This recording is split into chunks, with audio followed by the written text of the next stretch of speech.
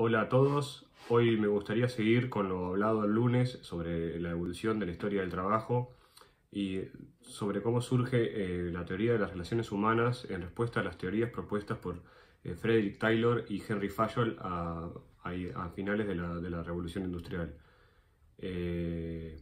Las tareas que tenían para realizar en el EVA están disponibles y son previas y relacionadas a lo que se va a hablar en este video.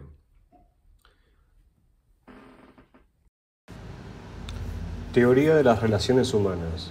La teoría clásica pretendió desarrollar una civilización industrial en que la tecnología y el método de trabajo constituían las más importantes preocupaciones de la administración. Sus principios no siempre se aceptaron de manera sosegada, sobre todo en Estados Unidos, donde los trabajadores y sindicatos la describieron como un medio sofisticado de explotación laboral a favor de los recursos patronales.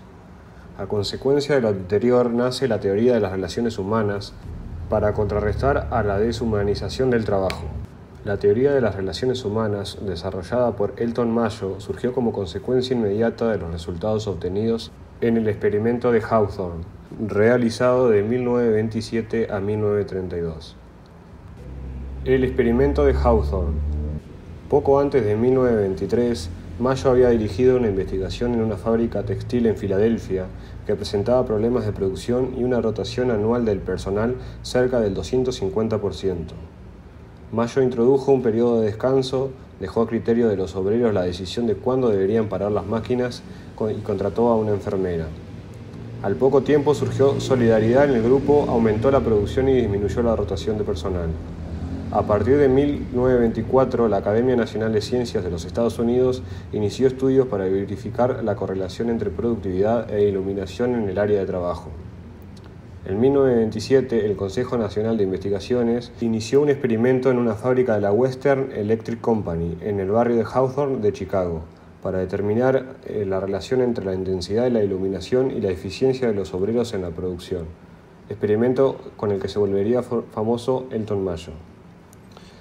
Los investigadores verificaron que los resultados del experimento fueron afectados por variables psicológicas. Intentaron eliminar o neutralizar el factor psicológico extraño y no pertinente, lo que obligó a prolongar el experimento hasta 1932, cuando fue suspendido a causa de la crisis de 1929. La Western Electric, dedicada a la fabricación de equipos y componentes telefónicos, desarrollaba una política de personal dirigida hacia el bienestar de los obreros. Pagaba salarios satisfactorios y brindaba buenas condiciones de trabajo. En Hawthorne, en su departamento de montaje de relés de teléfono, trabajaban jóvenes empleadas que realizaban tareas simples y repetitivas que exigían gran rapidez. En la época, una empleada montaba 5 relés cada 6 minutos. La empresa no estaba interesada en aumentar la producción, sino en conocer mejor a sus empleados.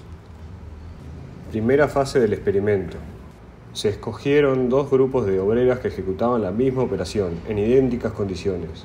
El grupo de observación trabajó bajo intensidad variable de luz y el grupo de control con intensidad constante, pretendiendo averiguar qué efecto producía la iluminación en el rendimiento de los obreros. No se encontró una relación entre las variables. Sin embargo, se encontraron otras variables difíciles de aislar. Una de ellas, el factor psicológico. Las obreras reaccionaban al experimento según sus propias suposiciones. Se creían en la obligación de producir más cuando la intensidad de la iluminación aumentaba y lo contrario cuando disminuía. Se comprobó la importancia del factor psicológico sobre el fisiológico. La relación entre las condiciones físicas y la eficiencia de los obreros puede ser afectada por condiciones psicológicas. Al reconocer la existencia del factor psicológico, decidieron eliminarlo por inoportuno y extendieron la experiencia a la verificación de la fatiga en el trabajo, al cambio de horarios, a la introducción de recesos, aspectos básicamente fisiológicos. Segunda fase del experimento. Comenzó en abril de 1927. Para constituir el grupo experimental, seleccionaron 6 jóvenes de nivel medio. 5 montaban los relés, mientras la sexta suministraba las piezas necesarias para mantener la continuidad. La mesa y el equipo de trabajo que usarían eran idénticos a los usados en el departamento de montaje, pero en un plano inclinado y con un aparato para contar la producción de cada empleada. La producción del grupo experimental se comparó con la del grupo de control, que siguió trabajando en las mismas condiciones.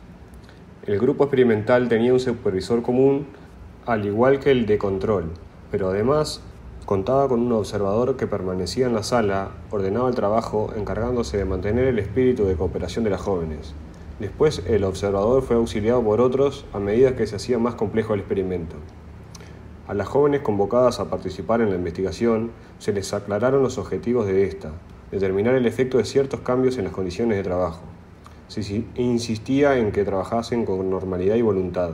La investigación llevada a cabo con el grupo experimental se dividió en 12 periodos para observar cuáles eran las condiciones de rendimiento más satisfactorias.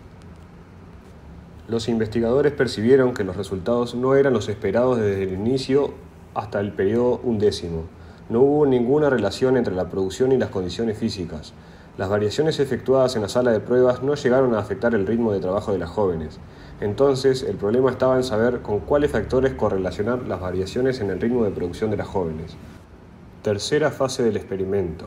Al poco tiempo, los investigadores, preocupados por la diferencia de actitudes entre las jóvenes del grupo experimental con las de control, fueron apartándose del interés inicial de buscar mejores condiciones físicas de trabajo y se dedicaron a estudiar definitivamente las relaciones humanas en el trabajo. Constataron que las jóvenes consideraban humillante la supervisión del vigilante y coercitiva. Verificaron que la empresa poco o nada sabía de los factores que determinarían las actitudes de las obreras frente a la supervisión, los equipos de trabajo y la propia empresa. En septiembre de 1928 se inició el programa de entrevistas, el cual comprendía entrevistas con los empleados para conocer mejor sus actitudes y sus sentimientos, escuchar sus opiniones en cuanto a su trabajo y el trato que recibían, e igualmente recibir alguna sugerencia. El programa fue bien acogido por obreros y supervisores y los resultados fueron alentadores. La empresa creó la División de Investigaciones Industriales en febrero de 1929 para dirigir y ampliar el sistema de entrevistas con el fin de realizarlas a todos los empleados anualmente. El programa reveló la existencia de una organización informal de los obreros para protegerse de cualquier amenaza de la administración contra su bienestar.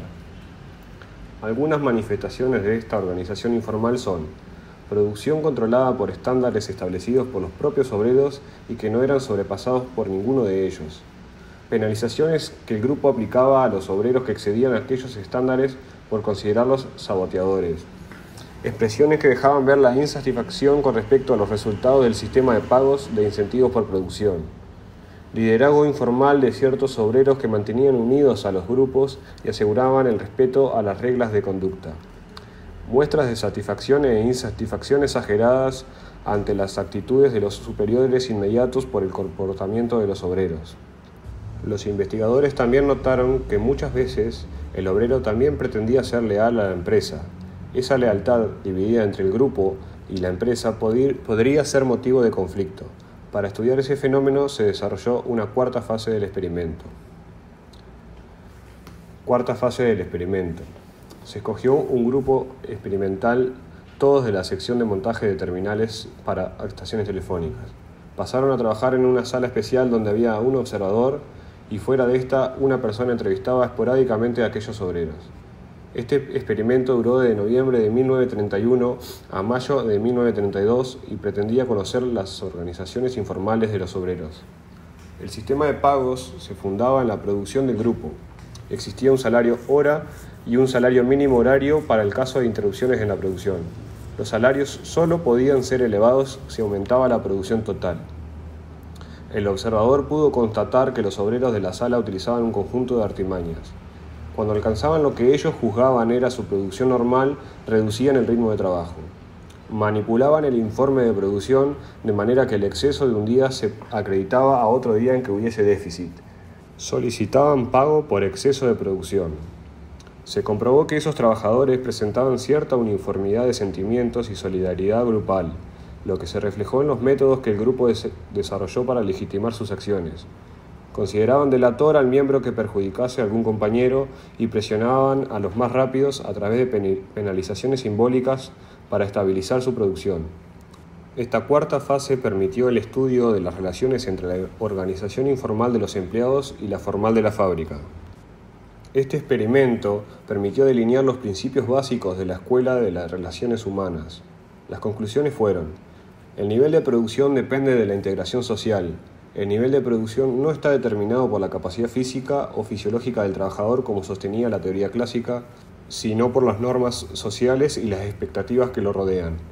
La capacidad social del trabajador establece su nivel de competencia y de eficiencia. El comportamiento social de los trabajadores, el comportamiento del individuo se apoya por completo en el grupo. Los trabajadores no actúan ni reaccionan aisladamente como individuos. Los individuos no podían establecer por sí mismos su cuota de producción, sino que debían dejar que la estableciera e impusiera el grupo. Ante cualquier transgresión de las normas grupales, el individuo recibía castigos sociales o morales de sus compañeros para que se ajustara a los estándares del grupo. Las recompensas y sanciones sociales. Los obreros que producían muy por encima o muy por debajo de la norma socialmente determinada perdían el afecto y el respeto de los compañeros. El comportamiento de los trabajadores está condicionado por normas y estándares sociales. Los grupos informales. En Hawthorne, los investigadores se concentraron en los aspectos informales de la organización. La empresa pasó a ser una organización social compuesta por grupos sociales informales, cuya estructura no siempre coincide con los propósitos y estructura definidos por la empresa. Los grupos informales definen sus reglas de comportamiento, sus recompensas y sanciones sociales, sus objetivos, su escala de valores sociales, sus creencias y expectativas, y cada participante los asimila e integra en sus actitudes y su comportamiento. La teoría de las relaciones humanas esbozó el concepto de organización informal. La organización se compone del conjunto de personas que se relacionan espontáneamente entre sí.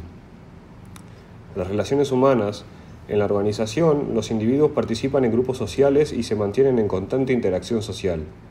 La teoría de las relaciones humanas entiende por relaciones humanas las acciones y actitudes resultantes de los contactos entre personas y grupos.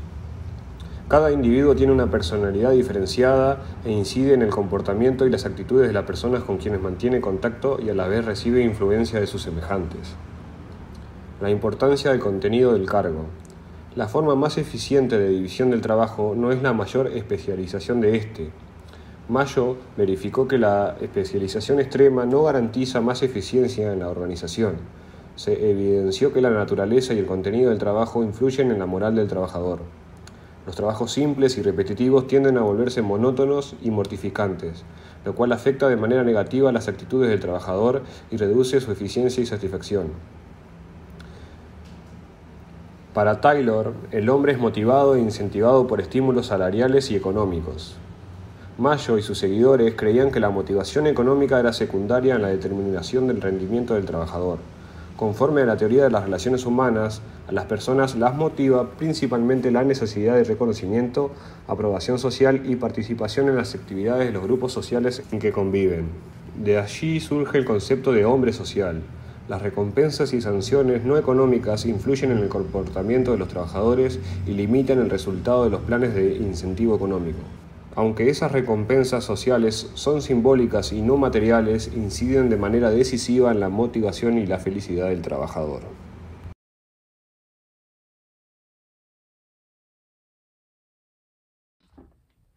Bien, como pudieron ver en el anterior video, la teoría de las relaciones humanas nace en respuesta a las teorías antes propuestas por Frederick Taylor y Henry Fayol, y a continuación les voy a dejar una serie de actividades para responder sobre lo hablado en este video, y no se olviden de responder también las actividades de lo hablado el lunes. Hasta las clases del lunes. Nos vemos.